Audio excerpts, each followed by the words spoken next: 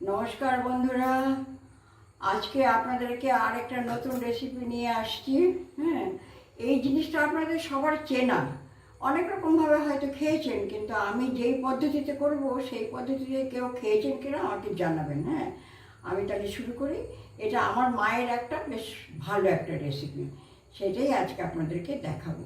তো প্রথমে দেখাচ্ছি আমি, এই যে দেখুন,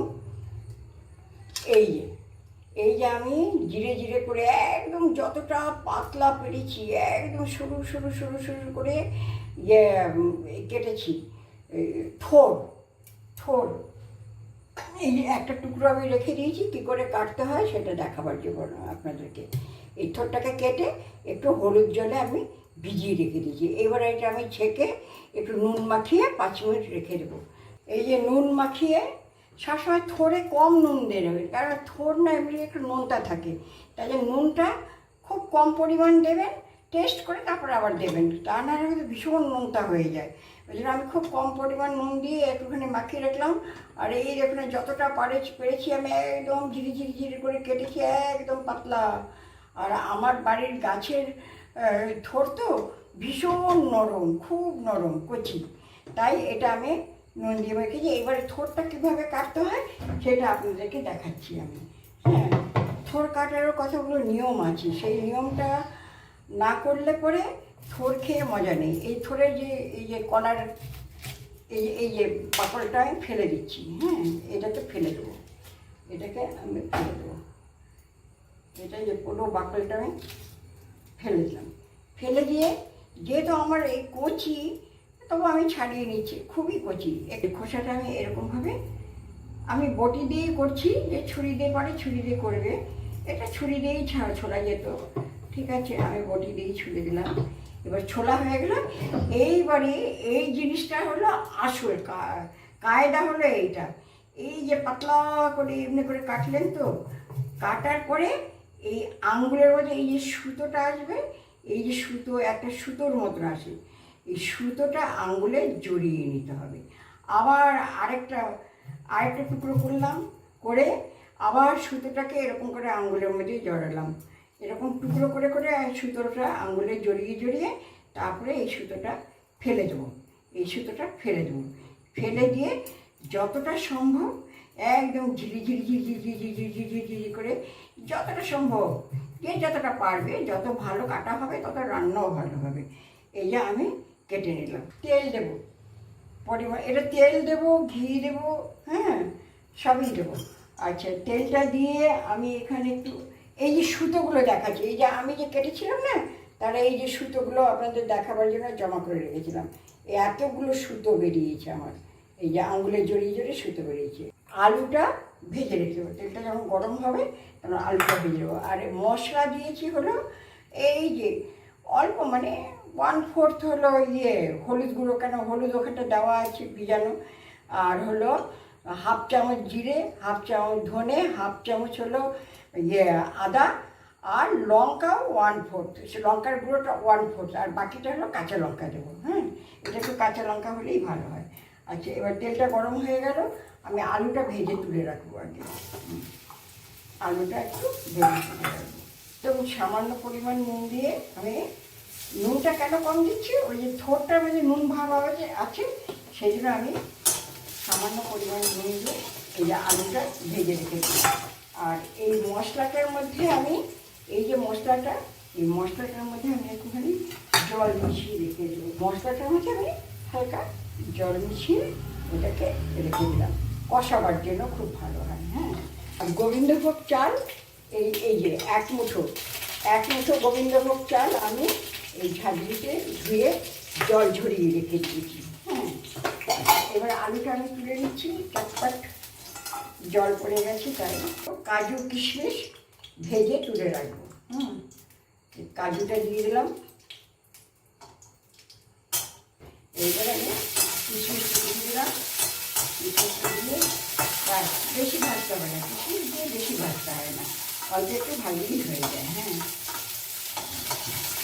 তেল দিয়ে পরিমাণ মতন, ওটা এই তরকারিটা একটু তেল হলে ভালো হয় খেতে। হ্যাঁ, একটু তেল দিয়ে দিলাম। এইবারে তেল মানে কি আমি খুব বেশি তেল দিই না, আমি একটু তেল কম দিয়েই রান্না করি, আপনারা দেখেছেন।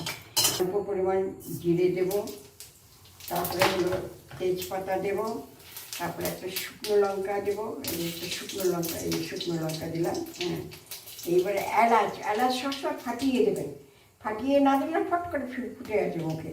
এলাচ দিলাম দুটো এলাচ দিলাম, একটু দারচিনি দিলাম। হ্যাঁ, দারচিনি দিয়ে এবার এটা একটু নাড়াচাড়া হলো।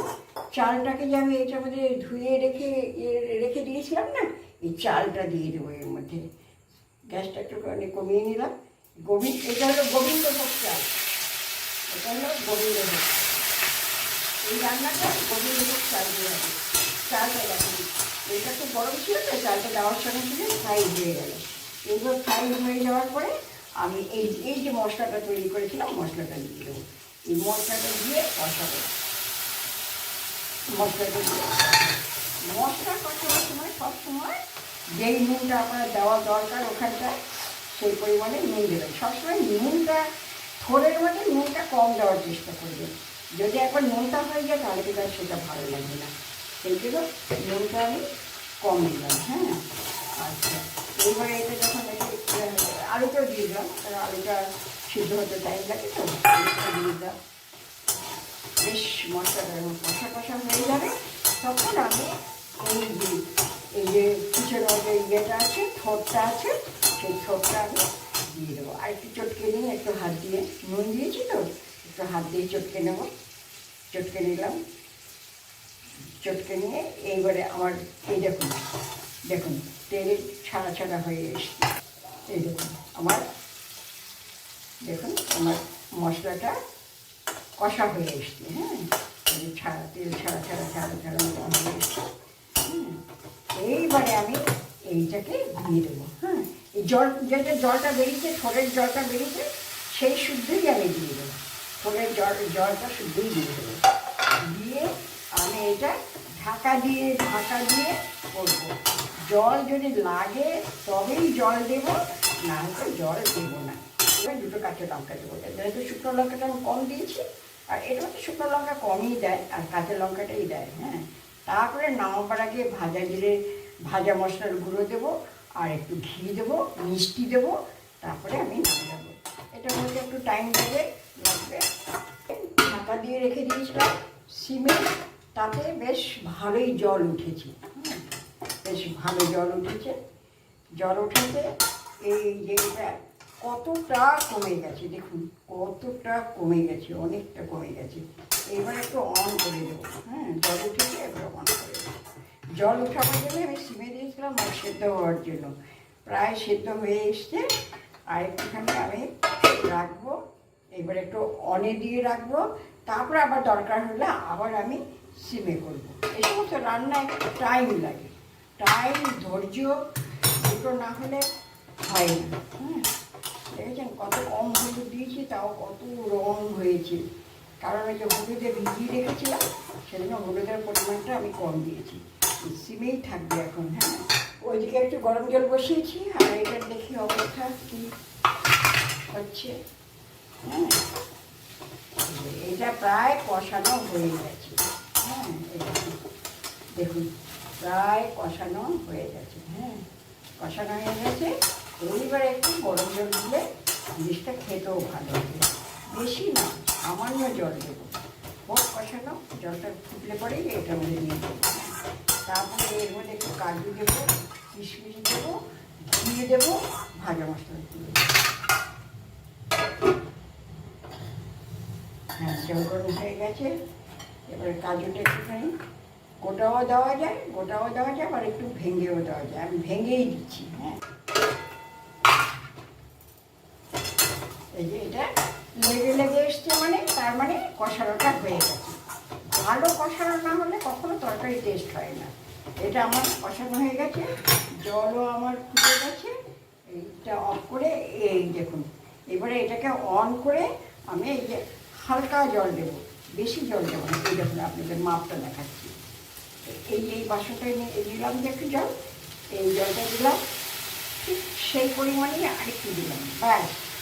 এই জল বেশি দিলে আবার স্বাদ হবে না। হ্যাঁ,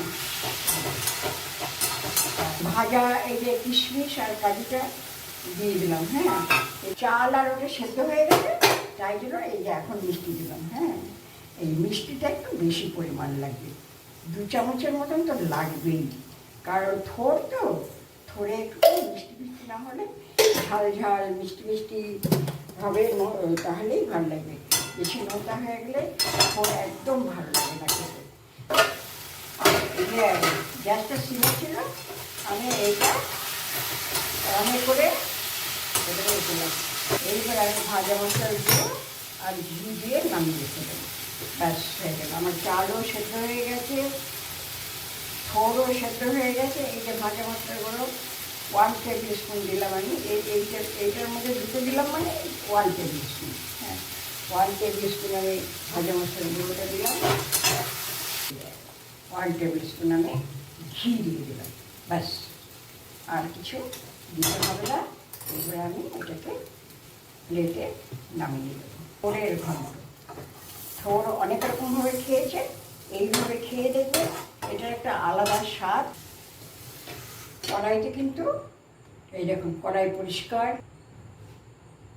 এই যে আমার থোড়ের ঘন্ট, দেখতেও সুন্দর লাগছে আর খেতেও খুব সুন্দর হবে, এত সুস্বাদু হবে। আপনারা করে দেখবেন। এই যে কাজু ঠাজুগুলো ভিতরে ঢুকে গেছে। আমি একা হাতে করি তো, বয়সটা দেখতে হবে। আমার একটা শখের ব্যাপার, তাই করছি, আপনাদেরকে দেখাতে আমি আনন্দ পাচ্ছি। হ্যাঁ, কী আর করবো সেই। আচ্ছা, ঠিক আছে, এই পদ্ধতিতে করবেন। ওই কষিয়ে নিয়ে পরে একটু জল দিতেই হবে। হ্যাঁ, একটু জল না দিলে মশলাটা ভিতরে ঢুকবে না তো, ওই জন্য আমি ওই যে ফুটন্ত জল দিলাম, ওরকম ফুটন্ত জল দেবেন আর এরকমভাবে করবেন। হ্যাঁ, খেয়ে দেখবেন, ভালো লাগলেও বলবেন, মন্দ লাগলেও বলবেন। লাইক, কমেন্টস আর সাবস্ক্রাইব করবেন, অবশ্যই করবেন। হ্যাঁ, ঠিক আছে, গুড নাইট। আবার দেখা হবে আরেকটা নতুন রেসিপি। আমার কাছে সব নতুন নতুন রেসিপিই পাবেন আপনারা। হ্যাঁ, থ্যাংক ইউ।